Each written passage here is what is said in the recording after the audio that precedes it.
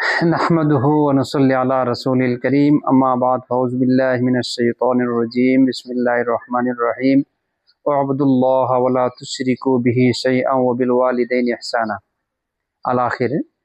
আলহামদুলিল্লাহ, সোশ্যাল মিডিয়াতে একটি বিষয় দেখতে পেলাম। সিলেটের জমিনে পবিত্র ভূমিতে বৃদ্ধাশ্রম নেয়ার উদ্যোগ নিয়েছেন যে দরুদি ভাই জনসেবক, যিনি উদ্যোগটা নিচ্ছেন, হয়তোবা ওনার চিন্তা চেতনা অনেকটাই ভালো, কিন্তু এই চিন্তা চেতনার প্রতিফলন যে কতটুকু বাস্তবায়ন হবে সেটাই হচ্ছে সামনে লক্ষণীয় বিষয়। তো আমার জীবনের অভিজ্ঞতা থেকে দুই একটি কথা বলতে চাই। সেটা হলো, আমি 1999 সাল থেকে 2026 সাল পর্যন্ত সিলেটের বিভিন্ন অঞ্চলে রয়েছি। বিভিন্ন অঞ্চলে থেকেই যে আমি অভিজ্ঞতা বা একটা জিনিস সবচেয়ে বেশি লক্ষ্য করেছি, যে সন্তান পিতামাতার কাছ থেকে যদি কোনো দিকে যাইতে চায়, বাজারের দিকে যায়, বিদেশে যায়, বা কোনো জায়গায় যদি আত্মীয় স্বজনদের বাড়িতে বেড়াইতে যায়, তারা পিতামাতার কাছ থেকে বিদায় নিয়ে যায়, আম্মা আব্বা আমরা যাচ্ছি। পিতামাতা বলেন যে আল্লাহর হাওলা। এক, দ্বিতীয়ত হলো যে আত্মীয় স্বজনদের সাথে তারা যে এত উত্তম ব্যবহার করেন, এটা পৃথিবীর জমিনে বিরল।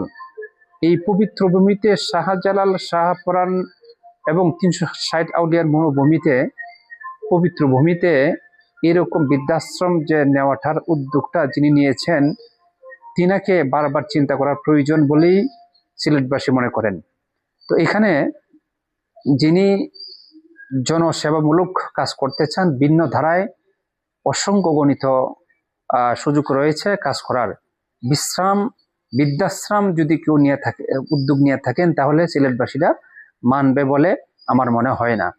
আল্লাহ রাব্বুল আলামিন কোরআনে পাকে বলছেন যে ওয়াবুদুল্লাহ ওয়া লা তুশরিকু বিহি শাইআন ওয়া বিল ওয়ালিদাইনি ইহসানা, যে তোমরা আল্লাহ রাব্বুল আলামিনের সাথে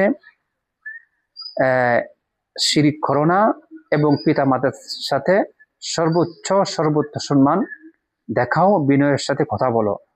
তো সিলেটের প্রতিটা অঞ্চলেই প্রায় সকল মানুষই পিতামাতার সাথে সর্বোচ্চ সম্মান দেখানোর চেষ্টা করে, আজও পর্যন্ত এটা রয়েছে। বাংলাদেশের বিভিন্ন অঞ্চলে পিতামাতাদের সাথে সন্তান আদি অকল্পনীয়, অপ্রত্যাশিত ব্যবহার করে, কিন্তু সিলেটের জমি ওইটা নয়।